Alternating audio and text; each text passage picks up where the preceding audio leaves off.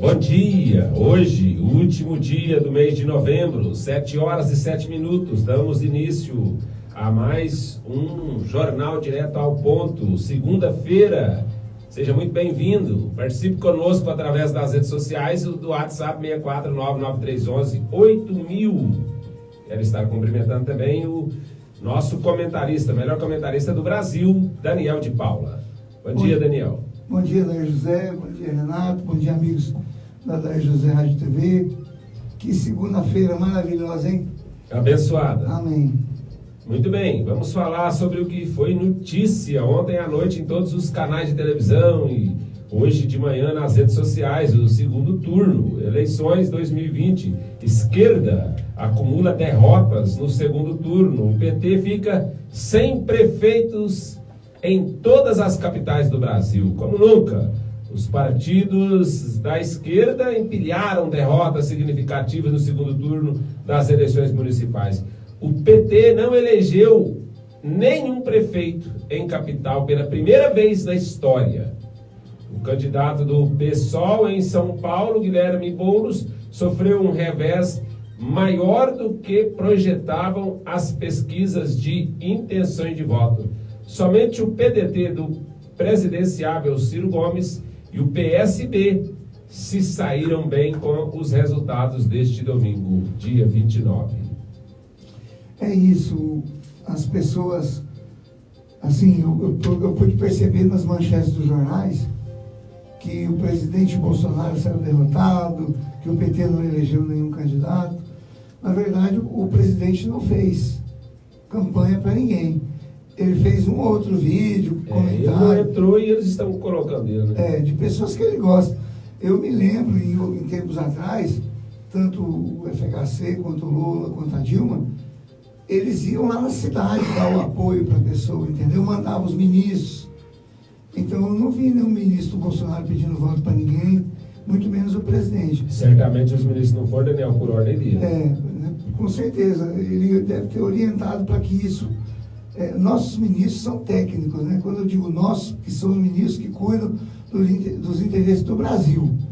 E essa situação do PT, né, ela é uma situação muito emblemática, porque o PT teve a Câmara de Deputados, o Senado, o presidente, uma série de governadores, uma série de prefeitos, para fazer uma grande mudança no Brasil. E não fez. E olha aí, eu entendo isso como a melhor maneira que a democracia tem, né, de fazer assim, tirar do poder aqueles que realmente não têm interesse em trabalhar pelo povo. No Recife, Daniel, nós até comentávamos em off, né, algumas cidades preocupadas, né, com São Paulo, com o próprio Pernambuco, né, a cidade de Recife, ali no Rio Grande do Sul, em Fortaleza, você fala Porto Alegre, né? Preocupado em Porto Alegre, né? Preocupado. Então Recife, vamos com Recife, né? Com 27 anos, João Campos é eleito o prefeito mais jovem de uma capital na história. 27 anos, João Campos, do PSB, superou a adversária e prima Marília Arraes, do PT, por uma margem de mais de 100 mil votos. A vitória do filho de Eduardo Campos, bisneto de Miguel Arraes, significa uma derrota arrasaladora para o PT, que rompeu com o PSB local para lançar sua candidatura.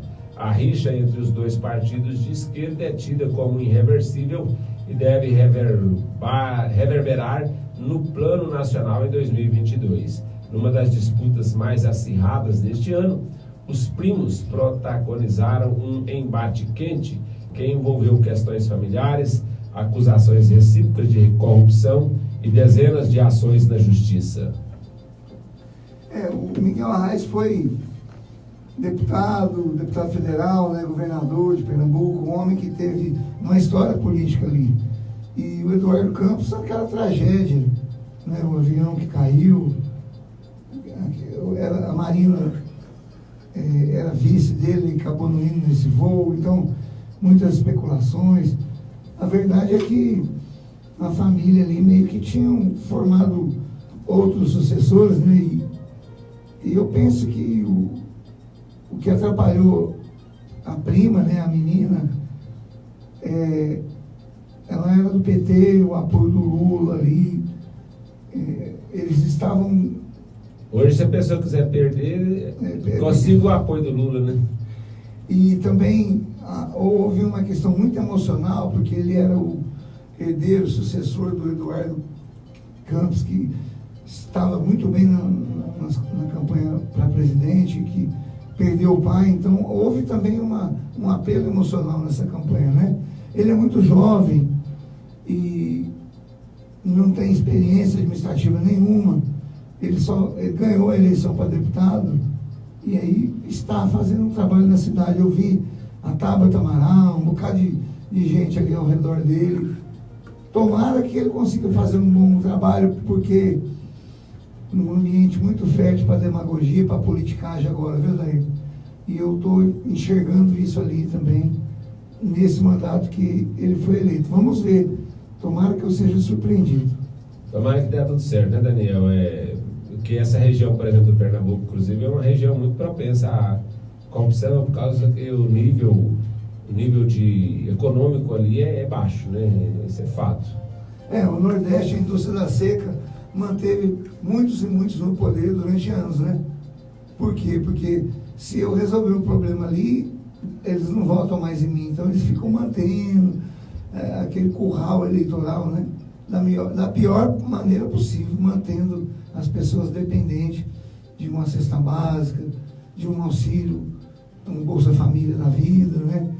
E não se leva ali, apesar de que a gente tem notícias de grandes homens que saíram dessa situação, porque, você lembra, tempos difíceis formam homens fortes, né? É verdade.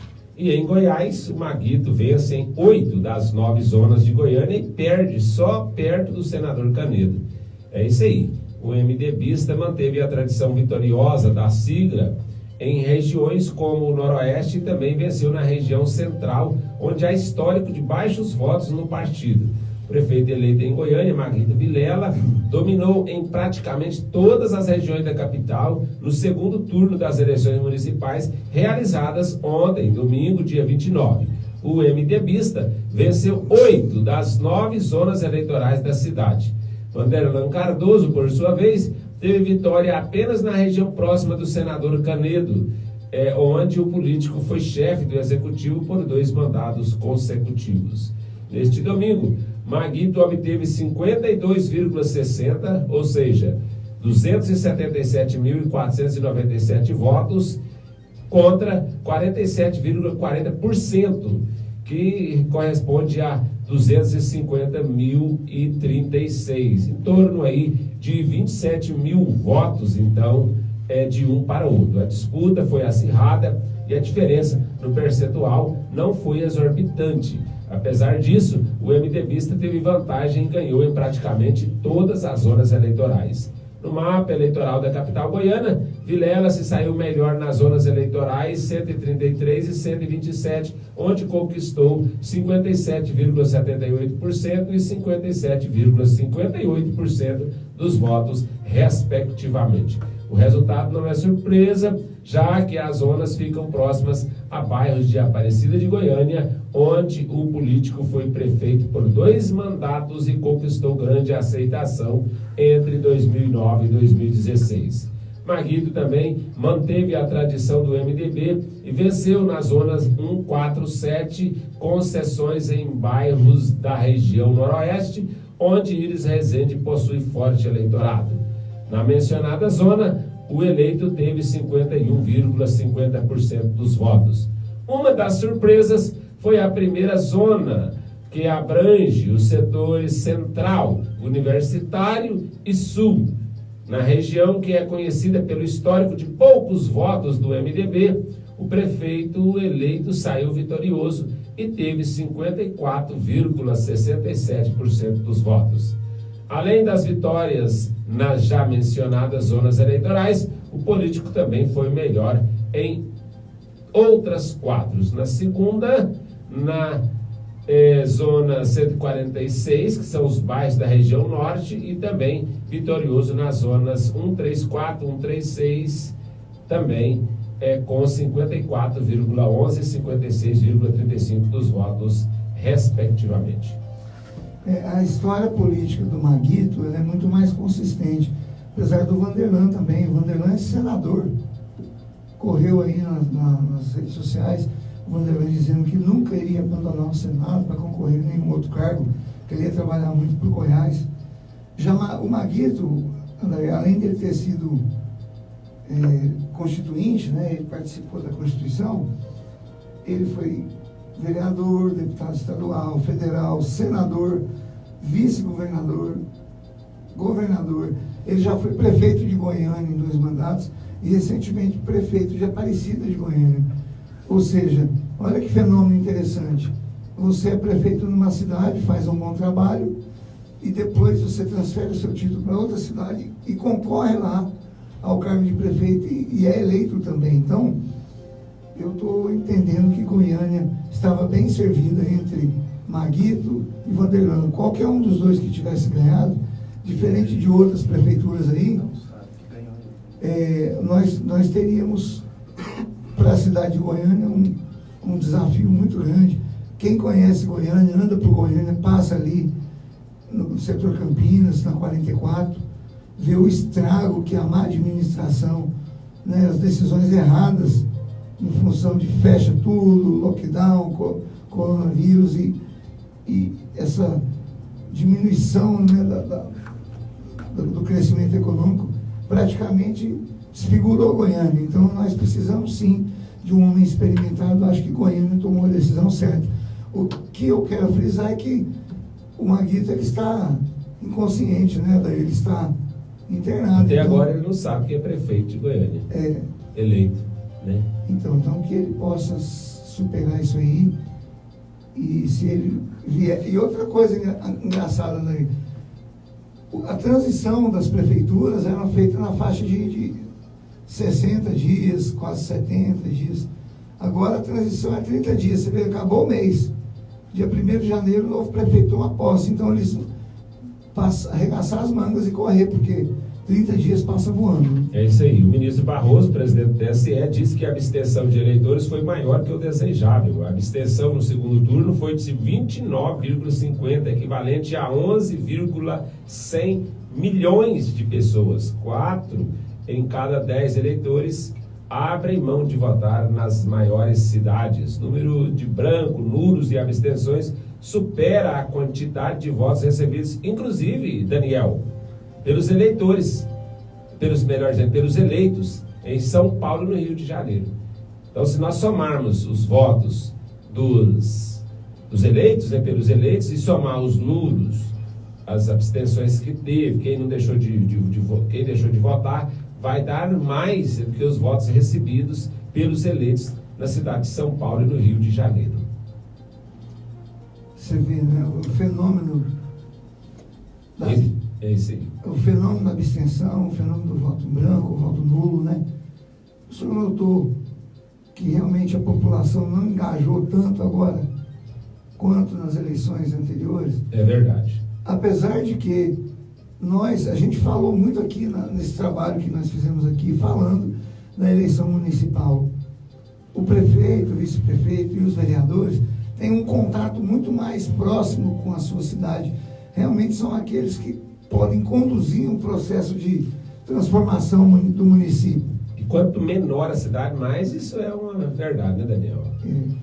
Nesse caso aqui foram das capitais. Então, segundo o presidente aqui do TSE, houve essa abstenção. E o segundo turno das capitais municipais, em São Paulo, Bruni Covas reeleito com 59,38%. No Rio, Eduardo Paes é eleito com 64,07%. Em Porto Alegre, Sebastião Melo é eleito com 54,63%. Em Vitória, o delegado Pasolini é eleito com 58,50%. Tem algumas situações muito emblemáticas, né?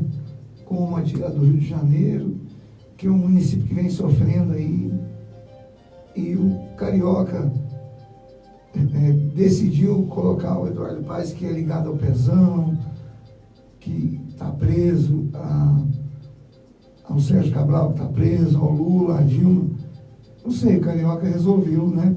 Parece que o Eduardo Paes passou a sensação para o Carioca que ele é um bom administrador. Aí nós tínhamos São Paulo,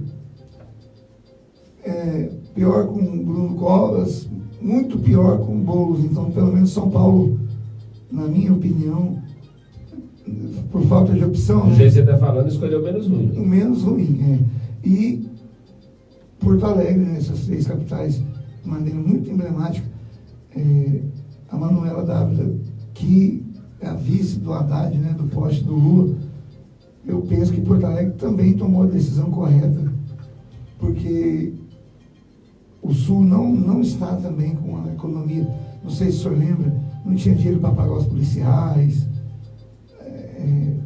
o governo estava passando muitas dificuldades, e aí você colocar alguém lá, que acha que o governo deve fazer tudo para todo mundo, que é a mãe dos pobres, acho que Porto Alegre também escolheu menos pior. Na sua concepção, o Rio de Janeiro, então, errou na escolha, Daniel? Vamos dizer assim, o Rio de Janeiro deu uma carta branca, né, para quem, vamos dizer assim, debochou da cara do Carioca. E eu entendo o seguinte, o Eduardo Paes, ele, vamos dizer assim, procurou um problema muito grande para ele, porque se ele não fizer um governo diferenciado, eu não sei, o Carioca não suporta mais até o que tem vivido o Carioca. Nossa, problema de desemprego, de violência, o transporte público, a habitação, escola, no Rio de Janeiro está um caos. Sarto, Daniel, é eleito com 51,69 na cidade de Fortaleza. João Campos, em São Luís, é eleito com 56,27. Eduardo Braide é eleito com 55,53 em Maceió. JHC é eleito com 58,64 em Teresina. Dr. Pessoa é eleito com 62,31 em João Pessoa. Cícero Lucena é eleito com 53,16%. Em Aracaju, Edivaldo Nogueira é eleito com 57,86%. Especificamente, esse prefeito eleito de Fortaleza, ele é ali da família apoiado pelo Ciro Gomes, né, os Gomes. E, assim, eu não entendo, às vezes, a população, né, o cidadão em si, o que ele pensa. Um governo precisa de alternância de poder, sabe daí? Você tem uma família ali governando anos a fio, não faz bem. A democracia, ela precisa dessa alternância de poder. E vamos ver aí, né, o que a população escolheu. Ela agora vai ter que enfrentar os 4 anos. É o que a gente fala aqui, depois não adianta chorar. Aqui, mais próximo aqui, né, Cuiabá, Emanuel Pinheiro é reeleito com 51,15%, e em Goiânia, Marguito Vilela com 52,60%. O segundo turno das eleições registra 374 ocorrências com 83 prisões ou conduções, de acordo com o balanço final divulgado pelo Ministério da Justiça e Segurança Pública. Eu estou acompanhando, né, o importante desse processo que a gente acabou de passar, é que ele foi meio assim, algo que vai nos apontar, nos direcionar para ver como que a população vai escolher agora os governadores, os senadores, os deputados federais, estaduais e o presidente da República. Essa eleição que vem por aí, ela vai ser muito mais pesada, ou seja, as redes sociais estão sendo, assim, mantendo a sua força, né? Essa situação agora da eleição municipal, daí, teve alguma coisa de fake news, teve sim algumas situações pontuais, mas as redes sociais não foram tão poderosas assim quanto o trabalho corpo a corpo, porque nós estamos trabalhando só para eleger o candidato que tem contato com você. No caso da eleição que vem aí em 2022, que ela é determinante, e esse foi um laboratório agora, a eleição municipal, eu acho que o Ministério da Justiça, o TSE e todos os órgãos que cuidam das eleições devem se preparar melhor. Muitos boatos e notícias de que a urna eletrônica frauda e questionamentos de todos os tipos. Então eu entendo agora que esse momento vai ser um momento de muita observação que nós devemos fazer, porque é um momento de muita luta. Está vindo aí essa possível segunda onda, fecha tudo de novo. Eu penso que os prefeitos eleitos devem estar bem atentos para se preocupar muito mais com a profilaxia, que a gente fala que é cuidar quando há os sintomas, do que querer fechar a cidade de novo e nós levarmos aí ao desemprego muito maior, a questão da depressão e o absurdo que estão fazendo com as crianças, né, que todos os lugares do mundo já voltou, alguns voltaram em junho, outros voltaram em agosto, em outubro, e o Brasil ainda está com as escolas fechadas. Maduro, Daniel, suspende ali da Colômbia, o presidente da Colômbia, Maduro, suspende toque de recolher em municípios fronteiriços com o Brasil e Colômbia. Essa medida já havia sido decretada há algum tempo por causa da pandemia do Covid-19. Um governo, ele rebenta um país, né, Daniel? Rebenta um estado, rebenta um município. No caso, a Argentina, então, aqui tem uma notícia do Japão, Daniel, só para você ver como que está a situação. Recentemente nós dissemos da questão do quanto que aumentou na Argentina, que tem o maior tempo que estava, né, reclusa por causa do Covid-19, a respeito da questão da crise ali, a respeito dos suicídios, a respeito da a população ficar obesa, a população não fazer exercício físico, a população ficar deprimida, de 1 em cada 4, isso é estatística, está deprimido. A Argentina está triste, vamos dizer assim. E agora aqui uma notícia do Japão. O Japão é um país de primeiro mundo, né? E aqui ou seja, tecnicamente não teria muitos problemas, assim, porque valoriza muito o dinheiro então seria um país e ele registra aumento de suicídios. Só em outubro, Daniel, mais pessoas se mataram, ou seja, se suicidaram, do que morreram de Covid em todo o ano no país. Só para você ter noção. Não é no mês, não. Soma todas as pessoas que morreram de Covid durante o ano. Só em outubro,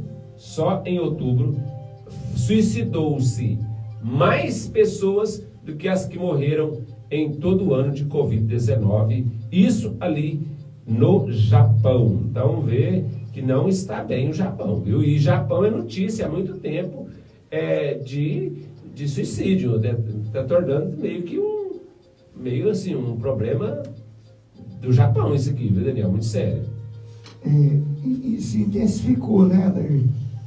Imagina a quantidade de tratamentos interrompidos de câncer, diabetes e uma outra série de problemas que os hospitais não estavam atendendo ninguém, era só Covid. E aí isso em escala mundial, ou seja, esqueceram da fome, né, esqueceram das outras pragas, das situações absurdas que a humanidade enfrenta. Então, eu entendo que nós precisamos enfrentar o coronavírus de maneira pragmática, ou seja, esquecer a politicagem, né, e as ideologias e tratar o homem, a doença. E o senhor falou isso, José, o senhor tem falado isso, a pandemia, né, da mente, né, a pandemia da depressão, ela é muito maior do que a pandemia do coronavírus. E a respeito de política, eu tenho dito e disse, e nós vamos talvez diminuir agora, né, a força em falar sobre política. Quem escolheu aqueles que têm temor do Senhor, princípio, né, temor do Senhor, se deram bem. É isso. O homem de Deus, ele erra também, mas ele não tem o erro como um propósito. Acontece, todo mundo, ninguém é perfeito. Diferentemente daqueles que se elegem para utilizar o cargo para seus próprios interesses, ou daqueles que os ajudaram a eleger, né? É isso aí. Se não tem o temor do Senhor, o princípio deve ser esse, né? Se aproveitar do cargo para se promover e se enriquecer e se dar bem. E essa questão de pessoas, provavelmente entre um e outro a diferença vai ser muito grande.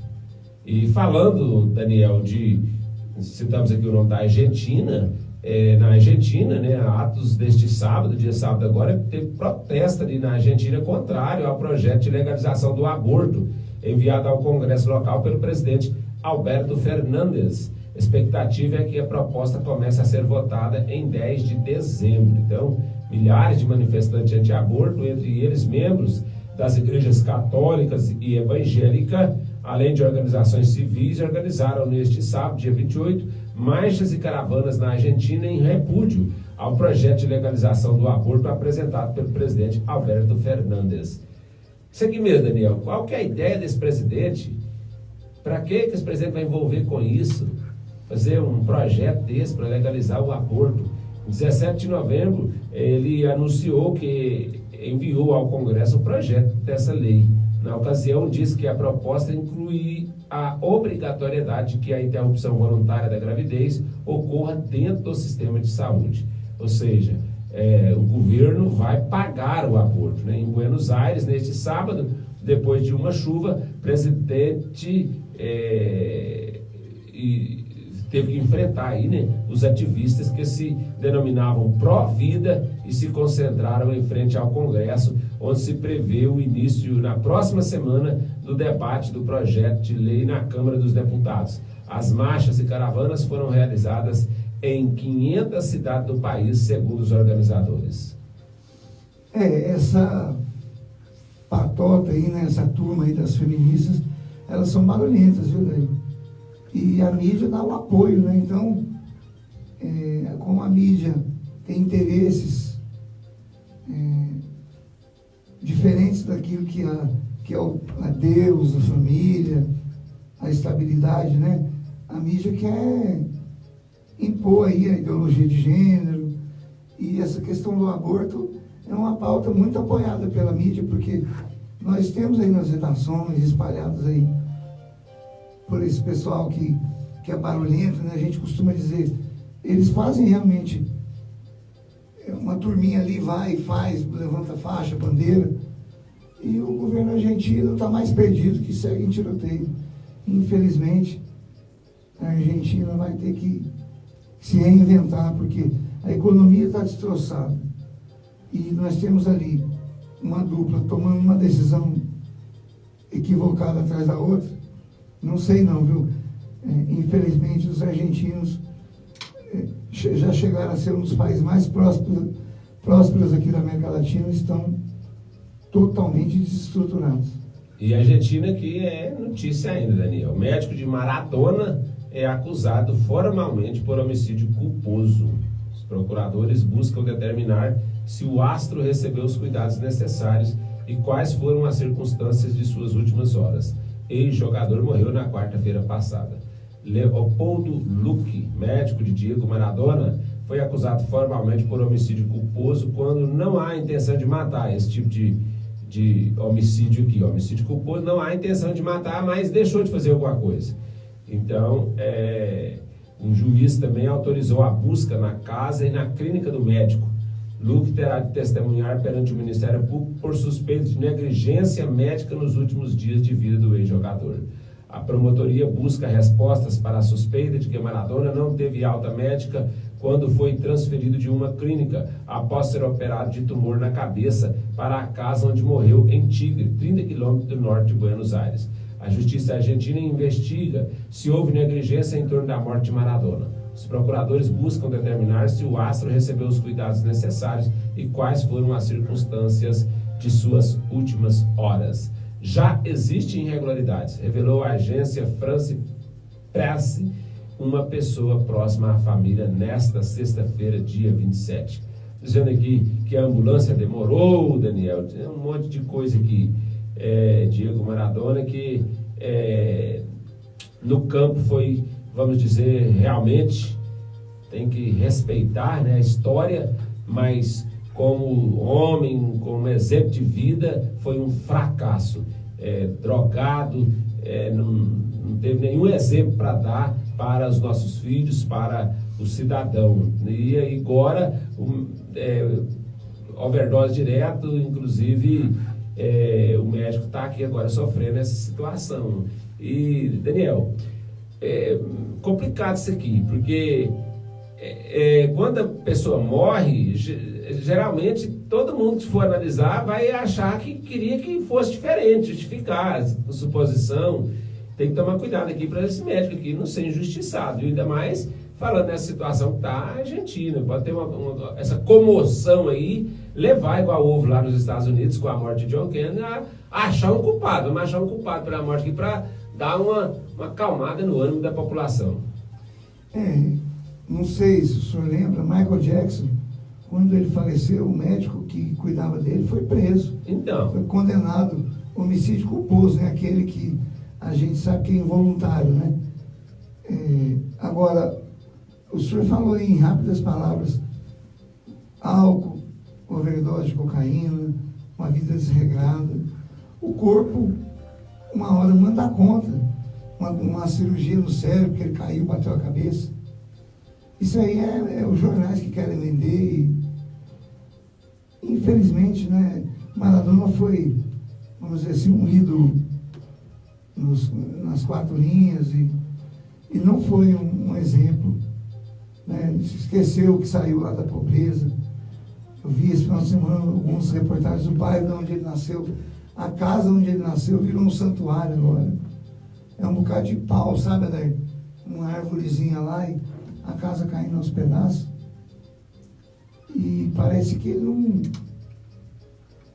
não teve uma orientação para que ele pudesse todo dia se lembrar de onde que ele saiu. Inclusive o abuso de drogas, visto que levou ao seu banimento dos gramados por 2 ocasiões, né? Foi em 1991 e 1994.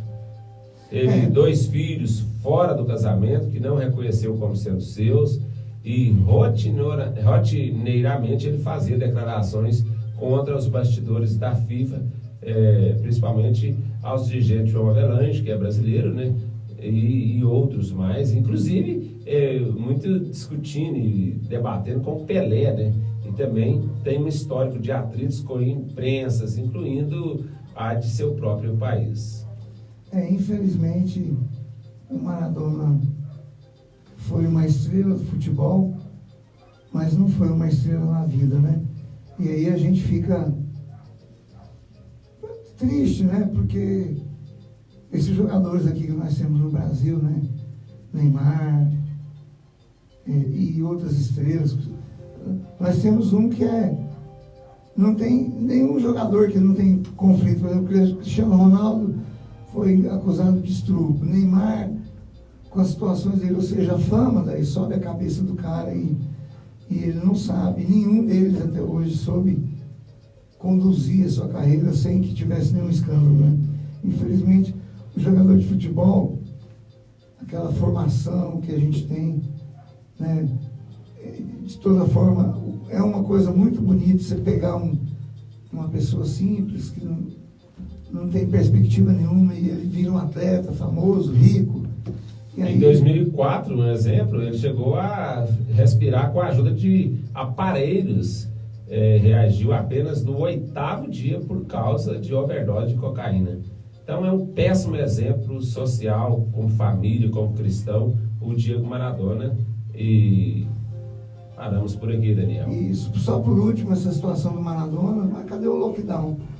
Cadê fecha tudo? Cadê distanciamento? Você viu o que aconteceu na Argentina com o velório do Maradona? Milhões de pessoas se aglomerando e chorando. Mas o presidente não disse que era para todo mundo ficar em casa, então é 2 pesos e 2 medidas, né? Vamos faturar, daqui a pouco estaremos de volta. Dr. Roger, cardiologista, titulado pela Sociedade Brasileira de Cardiologia. e membro da Sociedade Brasileira de Diabetes hoje, está atendendo diariamente nos finais de semana em casos de urgência médica no Hospital Regional de São Luís de Montes Belos. Realiza exames cardiológicos, mapa teste exométrico, Holter e eletrocardiograma. Agende seu atendimento pelo telefone 64 99201 3634. Com carinho, com amor e atenção, um sorriso amigo, alguém que diz ter amor. A melhor assistência livre tem pra você, planos para a vida. Vantagens especiais de ser um associado livre. Seja livre você também. Pedale. O planeta e sua saúde agradecem. Pedalar é antidepressivo. Entre outros benefícios, pedalar fortalece a musculatura e afasta as infecções. Faz bem para o coração e melhora a sexualidade. É um transporte econômico, reduz a gordura e proporciona uma grande sensação de liberdade. O ciclista não briga, não é estressado no trânsito. Pedalar aumenta o tempo de vida e restaura a autoestima, fazendo muito bem para o idoso. Comece a pedalar. Os resultados físicos e emocionais são imediatos e visíveis. Quer esta sensação de liberdade sadia? Procure o Renato em São Luís de Montes Belos, a Rua São Domingos, na Duas Rodas, e compre sua bike com os acessórios. Temos oficina para suas revisões periódicas. Bike Shop é na Duas Rodas. Telefone 64 3601 2086. Centro Esportivo Iavé Chamar C12, a estrutura esportiva mais ampla e diversificada de São Luís de Montes Belos e região. Atuamos com mais de 8 modalidades esportivas para atender você e sua família. Com nossa equipe de profissionais altamente capacitados, iremos personalizar o seu treinamento físico com foco em suas necessidades e objetivos. Centro Esportivo Iavé Chamar C12, unindo a família através do esporte. Sorveteria Sorverão, atacado e varejo. Preço por picolé R$1 no atacado. Temos picolé, laranjinha, sorvetes, pé de moleque, moreninha, vende no varejo e no atacado. Os proprietários Silvani Família, com mais de 20 anos de experiência, oferecem qualidade e menor preço da região. Sorveteria Sorverão, a melhor sorveteria da região. Telefones 64 99279 0023 e 649 9641 5110 em São Luís de Montes Belos, Goiás. Pesque Pague do Fidego tem um ambiente extremamente agradável, onde você e sua família poderão confraternizar e desfrutarem de uma boa pescaria, com várias porções e pratos, onde o ponto alto é o peixe. O Arlen e família convida você e sua família para conhecerem o local e fazer uma refeição conosco. Faça seu pedido antecipadamente pelo telefone 64 996 23 95 66 ou 999 73 95 65. Fazenda Bela Vista, em São Luís dos Montes. Saia do estresse da cidade e vem com sua família para o Pesque Pague do Fidego. Momentos especiais precisam de uma boa companhia. E para esses momentos, que tal um café? A bebida mais consumida do mundo? Mel Café. Puro, forte e saboroso. Agora, de cara nova, com uma embalagem mais moderna. O sabor e a qualidade em excelência. E pensando em você que aprecia um café mais encorpado, estamos lançando o Mel Café Extra Forte. Não deixe de experimentar. Irresistível. Mel Café. Puro, forte e saboroso. Televendas 64 3671 1405.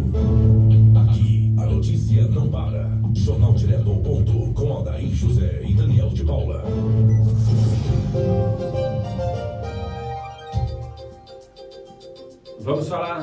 Vamos falar sobre o Brasil, Daniel. Sérgio Moro assume cargo de diretor em empresa de consultoria em São Paulo. Ex-ministro da Justiça de Bolsonaro foi anunciado neste domingo, dia 29, como novo diretor da empresa de consultoria americana Álvares e Marçal, escritório que atua como administradora judicial da Odebrecht, empreiteira investigada pela Lava Jato. O ex-ministro da Justiça, Sérgio Moro, foi anunciado neste domingo, dia 29, como novo diretor da empresa de consultoria americana Álvares e Marçal. Trata-se do escritório que atua como administradora judicial da Odebrecht, empreiteira investigada pela Lava Jato. O Sérgio Moro vai acabar se enquadrando aí, achando um espaço para ele, né? Não sei, a carreira política do Sérgio Moro está muito aí indefinida. Esse trabalho que ele vai fazer, eu acho que é mais voltado para o nome dele, a fama que ele tem, né? Vai desenvolver políticas antifraude. O que estranha, né? Precisamos entender essa notícia melhor, é que ele vai trabalhar numa empresa ligada ao Odebrecht, né? Ou seja, ele sabe reconhecidamente não dá para entender, que a Odebrecht usou o dinheiro público com fraudes, vamos dizer assim, roubou, né? Saqueou o Brasil, o erário público, né? E aí parece que o Moro com certeza vai ficar em Curitiba, né? Empresa em São Paulo, quando for necessário ele vai, deve ter alguma coisa lá nos Estados Unidos também. Na verdade é mais assim para questão da mídia dele ali, né? Não sei qual que vai ser o trabalho do Moro especificamente, mas infelizmente temos que separar o Moro em dois momentos. Um herói realmente, um juiz que teve a ousadia, a coragem de enfrentar os poderosos, e depois um político pequeno, fraco, assim, não teve atitude para entender que a política ela é uma arte do possível, de negociar, em vez de achar que ele ia tratar as situações políticas como ele tratava, né, como juiz, com o poder, com a lei. A política é diferente, é negociação, né? Muito bem, Daniel. E a frase do dia da firme aí? Sim, essa semana, né, eu quero falar sobre vitória, né? Nós aí encerramos o processo político no Brasil e nós precisamos falar no coração do povo, daqueles que nos acompanham, a questão da vitória. Eu vou usar os poetas nessa semana, dos escritores. O José Saramago, um português, escritor português, Prêmio Nobel de Literatura. Ele diz o seguinte: o que as vitórias têm de mal é que elas não são definitivas, e o que as derrotas têm de bom é que elas também não são definitivas. Isso aí conta, Daniel, se apegando a esse aí, né, de um rei que precisou de um conselho do sábio que ele tinha lá. E eu queria... Estava muito bem, o rei ele criou um conselho de sábios lá e chamou ele e falou: eu queria que você me fizesse aqui me desse um conselho e eu fizesse aí, me desse alguns conselhos para o meu reino. Aí eles reuniram e aí decidiu lá dar 2 conselhos para o rei. E colocou no envelope um conselho e no outro envelope outro conselho. E foi entregar para ele.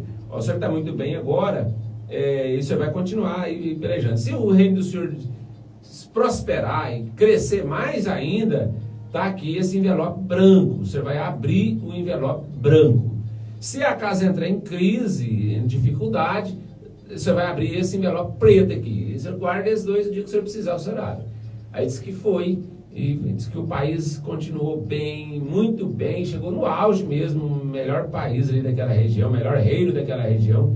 E ele lembrou do conselho e foi lá abrir o envelope branco. Aí disse que abriu e falou assim: isso também passa. Qual que é o que você leu aí, Daniel? O que as vitórias têm de mal é que elas não são definitivas. Ou seja, passa, né? Passa. E o que as derrotas têm de bom é que elas também não são definitivas. E aí ele continuou, Daniel, e entrou em crise, entrou em guerra, veio tecnicamente, vamos dizer, isso é só parafraseando, é história com né? Caiu aí uma pandemia, um exemplo, e entrou em crise, e foi crise, fome, seca, guerra, tudo. E ele lembrou do conselho e abriu o envelope que estava escrito lá: isso também passa. É o conselho, um conselho só. Muito bem, isso também passa. Você que está aí, às vezes, com dificuldade. Tenham todos um bom dia. Você acaba de ouvir o Jornal Direto ao Ponto, levando até você a notícia em primeira mão. Bom dia, obrigado pela audiência. Com carinho, com amor e atenção, um sorriso amigo, alguém que diz